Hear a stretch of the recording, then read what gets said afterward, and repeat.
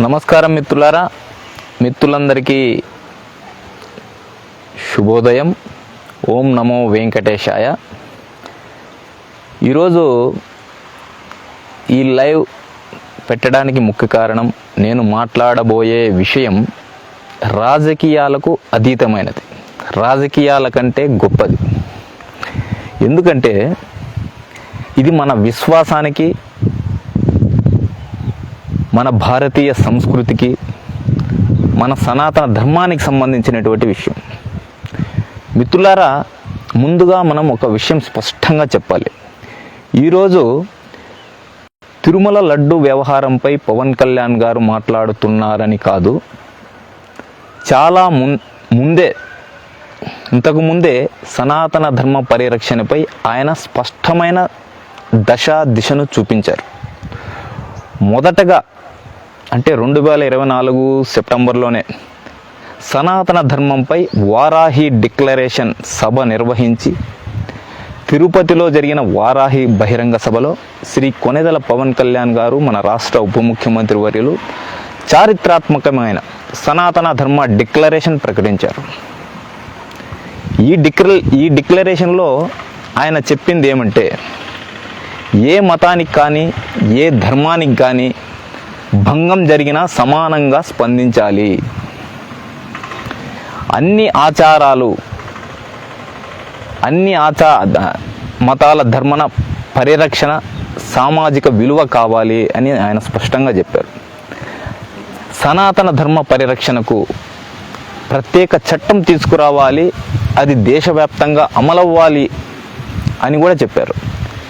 జాతీయ రాష్ట్ర స్థాయిల్లో సనాతన ధర్మ రక్షణ బోర్డు కూడా ఏర్పాటు చేయాలని చెప్పేసి ఆయన ఒక డిక్లరేషన్ చెప్పారు. దేవాలయాల ఆచారాలు కావచ్చు, ప్రసాదాల స్వచ్ఛత కావచ్చు, అలాగే సంప్రదాయాల పరిశీలన కోసం, మన యొక్క హిందూ సంప్రదాయాల పరిరక్షణ కోసం, దేవాలయాల ఆచారాల పవిత్రత కోసం, స్థానిక సంప్రదాయాల రక్షణ కోసం స్పష్టమైన ప్రమాణాలు ఉండాలి అని వారాహి డిక్లరేషన్లో ఆయన స్పష్టంగా చెప్పారు.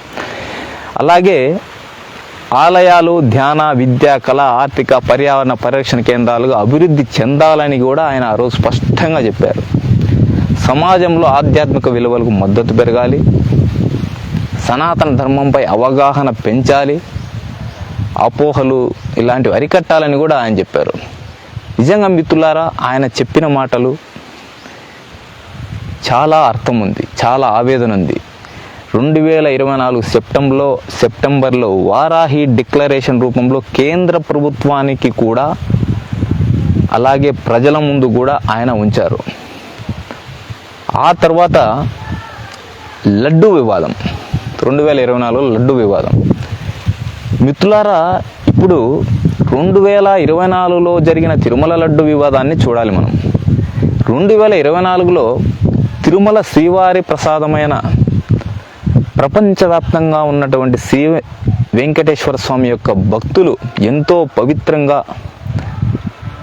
కళ్ళకు అద్దుకొని, ఇళ్లల్లో దాచుకొని, ప్రతి ఒక్కరికి పంచిపెట్టి భక్తితో స్వీకరించే ఆ ప్రసాదంలో కల్తీ నెయ్యి, జంతు ఫ్యాట్ ఉన్నాయనే ఆరోపణలు బయటికి రావడం నిజంగా ప్రతి ఒక్క శ్రీ వెంకటేశ్వర స్వామి భక్తులకు, అలాగే ప్రతి ఒక్క హిందూ యొక్క మనోభావాలు చాలా చాలా బాధపడ్డాయి.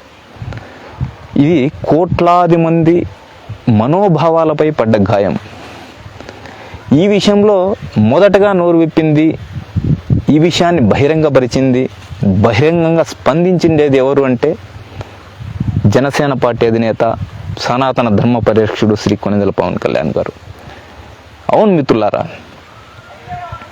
మొదటగా ప్రజల ముందు ఉంచిండేది జనసేన పార్టీ అధినేత శ్రీ పవన్ కళ్యాణ్ గారే. శ్రీవారి పవిత్రం అపవిత్రమైందని తెలిసినప్పుడు నాలో తీవ్రమైన మోసపోయిన భావన కలిగింది. ఇది దేవునిపై జరిగిన ఘోరమైన అన్యాయం, అపరాధం అనే అనుభవం నా మనసును అపవిత్రం చేసినట్లు భావించి ఆయన తర్వాత ప్రాయశ్చిత్త దీక్ష చేపట్టారు.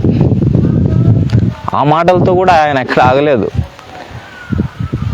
తన బాధను, హిందువుల యొక్క మనోవేదనకు సంబంధించిన బాధను ఆధ్యాత్మిక బాధగా తీసుకొని 11 రోజుల ప్రాయశ్చిత్త దీక్ష చేసి శ్రీవారికి మొక్కులు చెల్లించారు.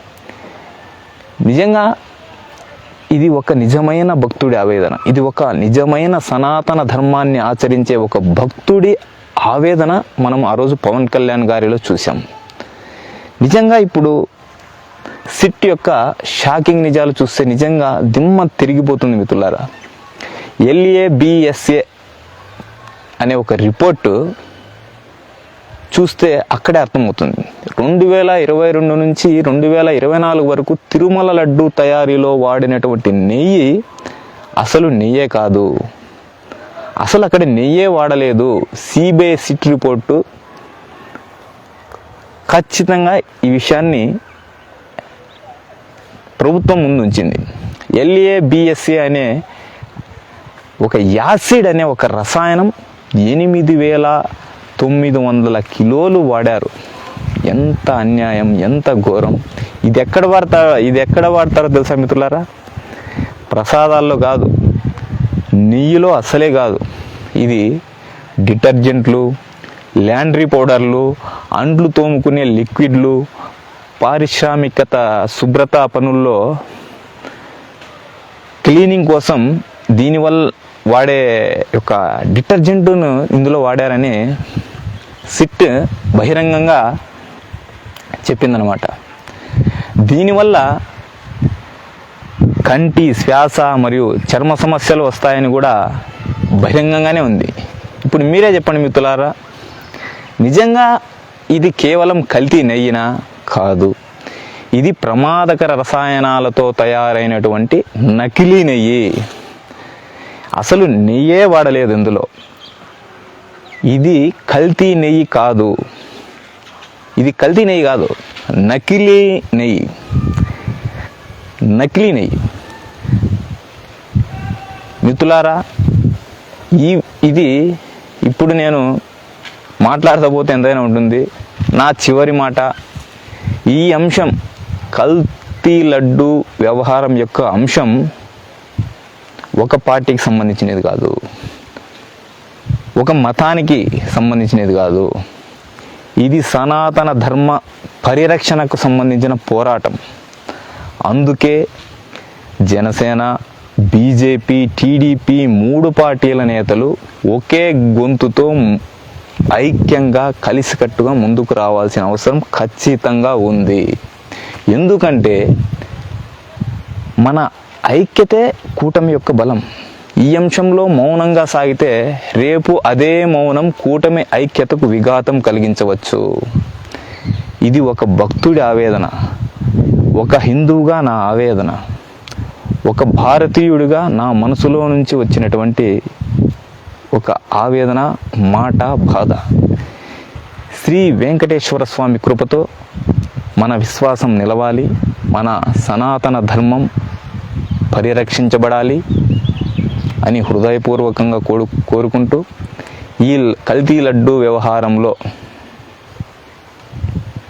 ప్రతి ఒక్కరూ పార్టీలకు అతీతంగా, ప్రతి ఒక్క హిందువు, సనాతన ధర్మం పాటించే ప్రతి ఒక్కరూ కలిసికట్టుగా ముందుకు రావాలని, ఆ వెంకటేశ్వర స్వామి కృపతో మన విశ్వాసం నిలబడాలి, మన సనాతన ధర్మం కాపాడబడాలి అని కోరుకుంటూ, జై శ్రీ వెంకటేశ్వర, జై శ్రీమన్నారాయణ, జై జనసేన, జై హిందూ ధర్మం, జై హింద్, జై భారత్.